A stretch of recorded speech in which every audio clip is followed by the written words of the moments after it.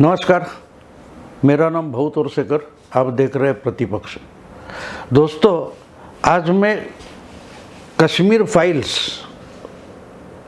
ये फिल्म के बारे में थोड़ी बात करूंगा, क्योंकि द कश्मीर फाइल्स इस फिल्म को जो बड़ा भारी यश मिला है, सक्सेस मिला है, उसने अच्छी कमाई की है, उससे क्या हासिल हुआ, उस पर राजनीति भी हो रही है। लेकिन एक फिल्म पर राजनीति होना कोई नई बात नहीं है, बिल्कुल नई बात नहीं। इसके पहले पद्मावत हो या बहुत सारी फिल्में जिस पर राजनीति हो चुकी है, हिंदू सरकार, मेरे ख्याल से एक्सीडेंटल प्राइम मिनिस्टर, ऐसी बहुत सारी फिल्में जिस पर राजनीति हुई थी। तो आज मैं द कश्मीर फाइल्स, इसने जो बवाल खड़ा कर दिया है, इसके संदर्भ में, लेकिन फिल्म से अलग होकर थोड़ी बात करूंगा, राजनीति की बात करूंगा।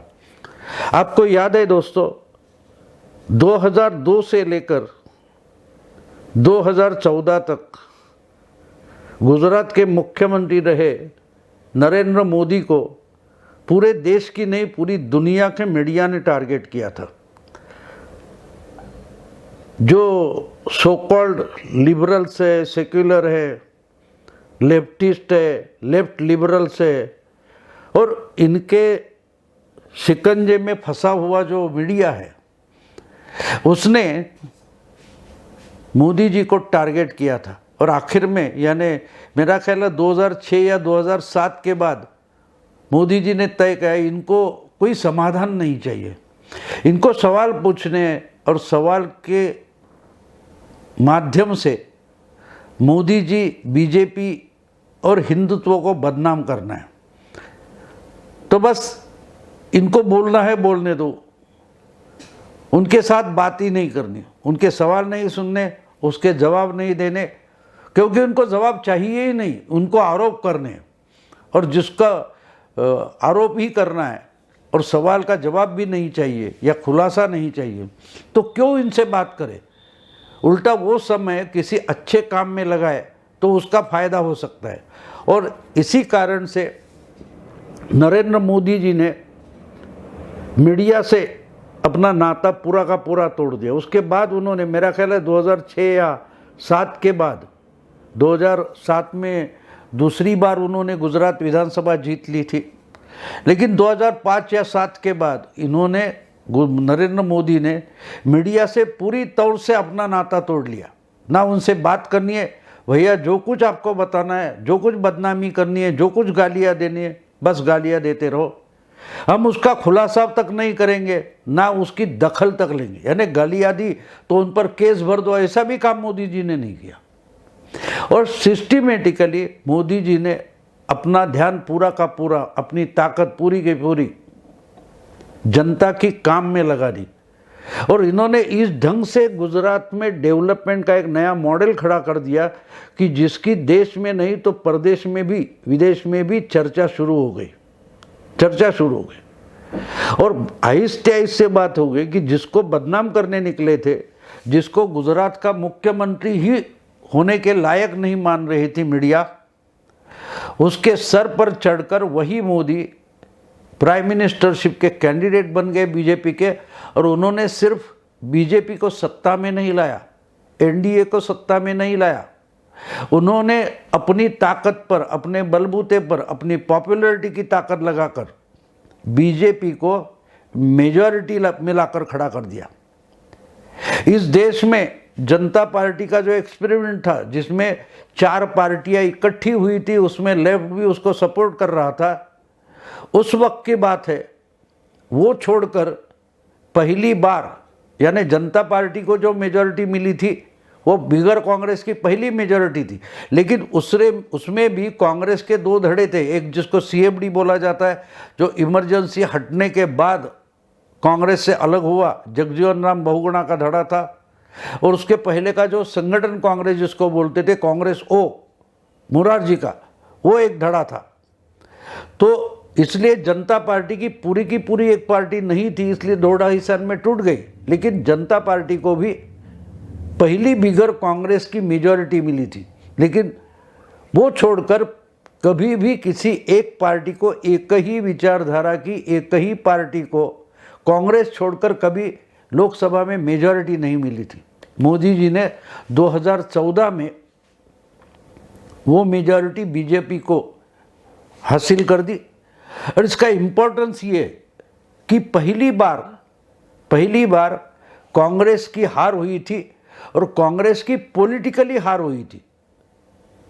देखिए, इसके पहले भी हार हुई थी, जनता पार्टी आई, कभी वाजपेयी की गवर्नमेंट आ गई, एनडीए की गवर्नमेंट आई, लेकिन ये सब जो सत्तांतर होता था, सत्ता बदल होता था, उसके बाद भी जो कांग्रेस की इकोसिस्टम थी वो इंटैक्ट थी। और कांग्रेस का मतलब सिर्फ कांग्रेस पार्टी नहीं जो सत्ता में आती थी, लोकसभा में मेजॉरिटी लाकर या किसी के सपोर्ट से गवर्नमेंट बनाती थी, वही कांग्रेस नहीं थी। कांग्रेस का मतलब कांग्रेस इकोसिस्टम होता है, और वो इकोसिस्टम का एक हिस्सा कांग्रेस पार्टी थी जिसको मोदी जी ने 2014 में हराया था। और उसके बाद आज तक वो कांग्रेस पार्टी ना फिर से संभल रही है, ना संवर रही है, ना ऐसी कोई आशा दिखाई दे रही। लेकिन फिर भी कांग्रेस है, कांग्रेस ही देश की एक इकलौती पार्टी है, सबसे पुरानी पार्टी है, ग्रैंड ओल्ड पार्टी वगैरह वगैरह बताया जाता है। और अगर बीजेपी को कोई हरा सकता है तो सिर्फ कांग्रेस हरा सकती है, ये बार बार बोला जाता है। वो बोलने वाला जो हिस्सा है वो भी इस कांग्रेस इकोसिस्टम का एक घटक है, एक फैक्टर है, जिसको मीडिया बोलते हैं। तो इस मीडिया जब तक रहेगा तब तक कांग्रेस किसी बुरी तरीके से लेकिन जिंदा रहेगी, ये मोदी जानते थे। इसलिए सिर्फ कांग्रेस पार्टी को हराना काफी नहीं था। कांग्रेस पार्टी एक बात है, लेकिन कांग्रेस इकोसिस्टम बड़ी बात है। इसलिए अगर तहस महस करना है, खत्म करना है, कांग्रेस मुक्त भारत का मतलब सिर्फ कांग्रेस पार्टी को हराना या कांग्रेस पार्टी को पीछे छोड़ देना इतना ही नहीं होता।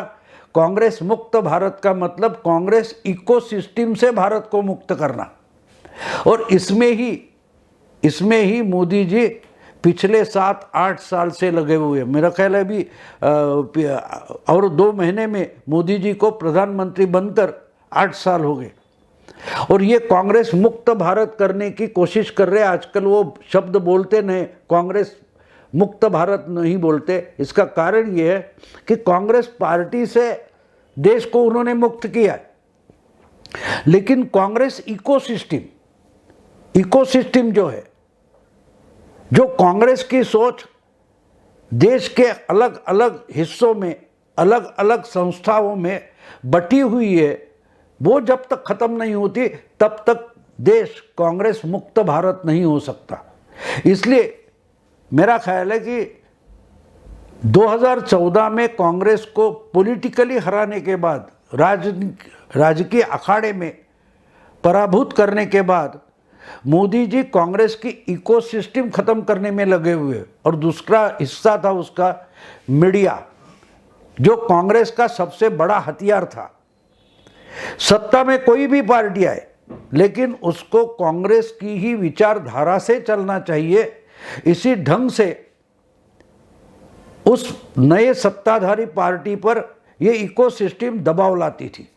इसलिए वाजपेयी की गवर्नमेंट थी, वाजपेयी की गवर्नमेंट भी बीजेपी की थी, बीजेपी उसका नेतृत्व बीजेपी कर रहे थी।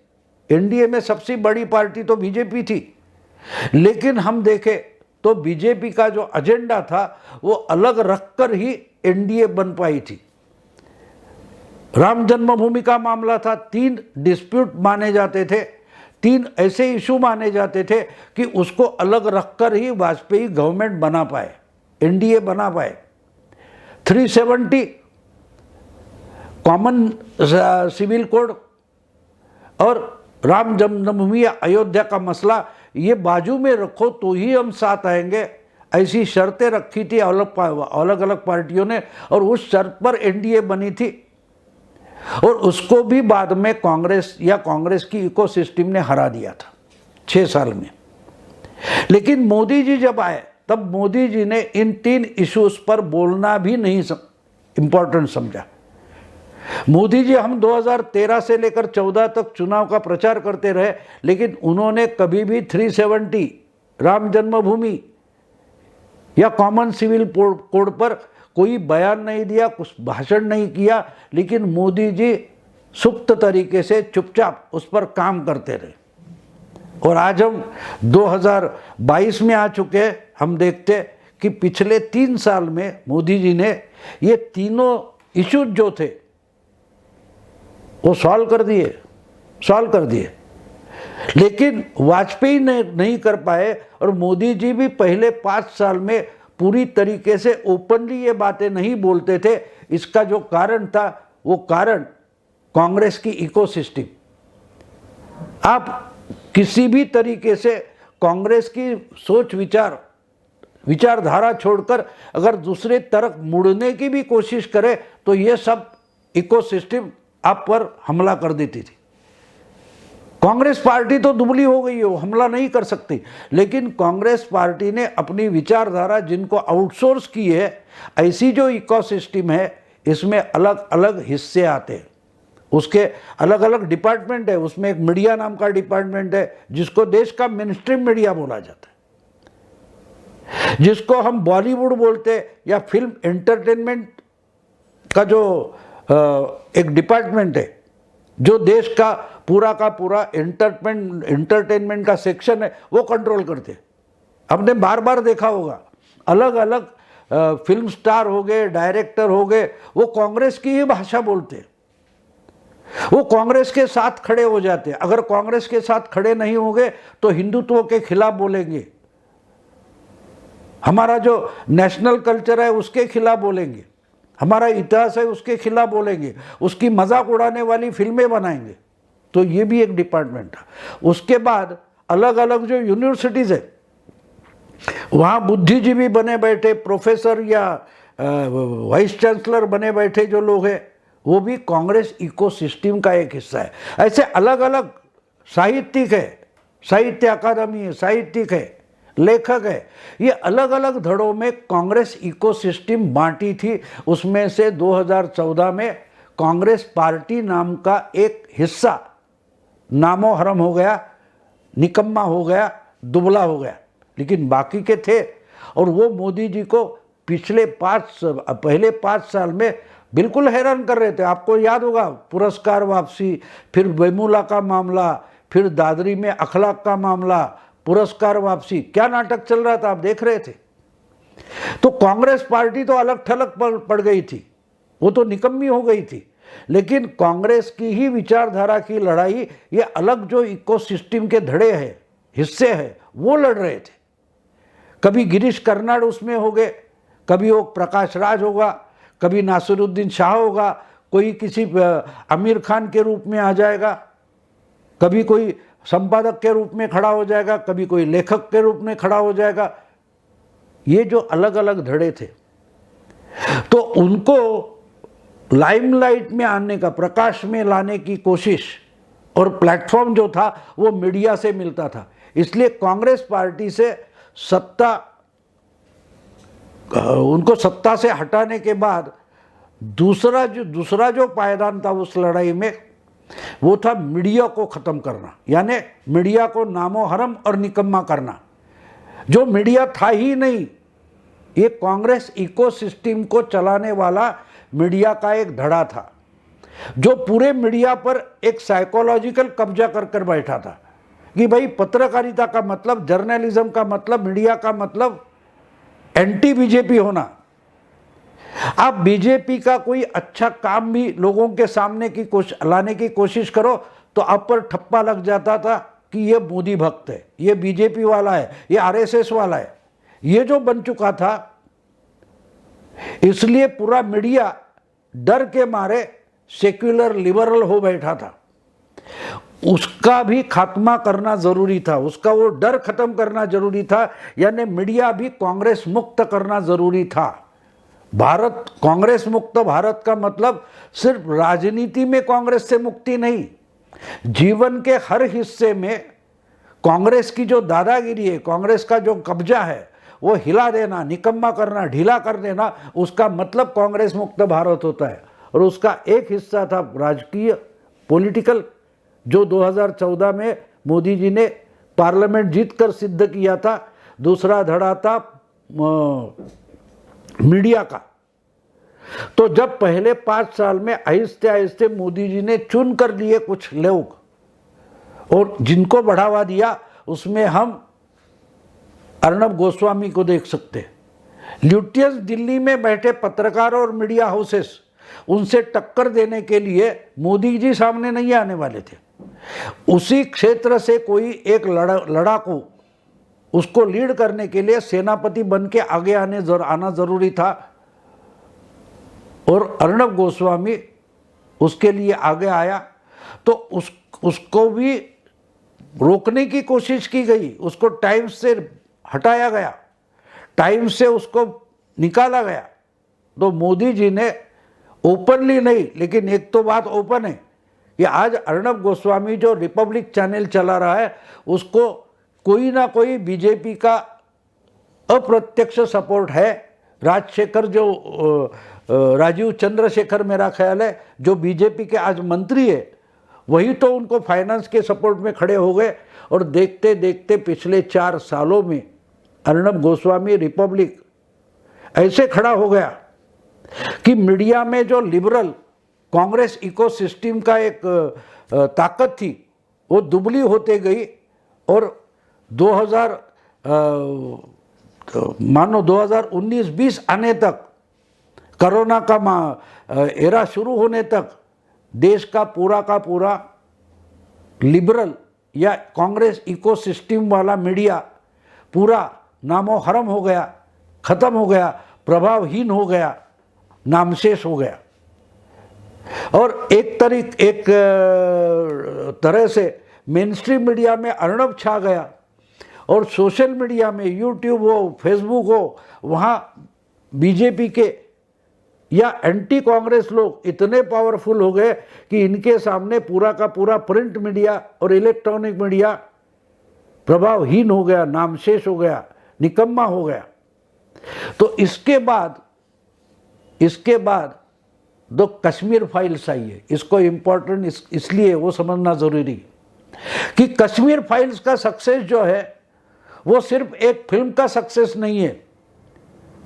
मधुर भंडारकर हो, अशोक पंडित हो या अक्षय कुमार हो, जो देश प्रेम से भरी हुई फिल्में बनाते थे और अच्छा बिजनेस भी करते थे, लेकिन वो कश्मीर फाइल जैसी बोल्ड फिल्म बनाने से मानो डरते थे। उसमें इन्वेस्टमेंट कौन करेगा? लेकिन कश्मीर फाइल, अब विवेक अग्निहोत्री ने जो फिल्म बनाई है, उसने जो बिजनेस किया है, वो देखकर अब एक बात क्लियर हो गई कि अब बॉलीवुड को डरने वाले और कांग्रेस इकोसिस्टम का हिस्सा जो नहीं है, ऐसे डायरेक्टर, कलाकार, प्रोड्यूसर आगे आएंगे और एक से एक बढ़कर एंटी कांग्रेस विचारधारा की फिल्में बनाएंगे। छुपा हुआ इतिहास, जनता की असली इच्छा, उसका प्रदर्शन करने वाली फिल्में बनाएंगे। इसलिए कांग्रेस मुक्त भारत का तीसरा पायदान बॉलीवुड से कांग्रेस को हटाना। कश्मीर फाइल से उसकी शुरुआत हो गई है। अर्नब से मीडिया को कांग्रेस मुक्त करने की प्रक्रिया शुरू हुई थी। कश्मीर फाइल से बॉलीवुड और फिल्म इंडस्ट्री जो है, एंटरटेनमेंट इंडस्ट्री है, उसको कांग्रेस मुक्त बनाने की प्रक्रिया ने गति पकड़ ली है। अब इसके बाद अगर कांग्रेस इकोसिस्टम को निकम्मा करने का और एक पायदान जो है, वो है यूनिवर्सिटीज, विश्वविद्यालय, एजुकेशन, रिसर्च, ऐसे क्षेत्र जो है बुद्धिजीवियों के, वहाँ जो कांग्रेस इकोसिस्टम के मठाधीश बैठे हैं, उनको दुबला कर देना, उनसे एजुकेशन सिस्टम मुक्त करना, यानी कांग्रेस मुक्त एजुकेशन सिस्टम बनाना, ये मोदी जी का अगला पायदान होगा, अगला कदम होगा। तो कश्मीर फाइल से क्या होने वाला है? तो इसके बारे में अभी मोदी जी को सोचने की ज़रूरत नहीं है।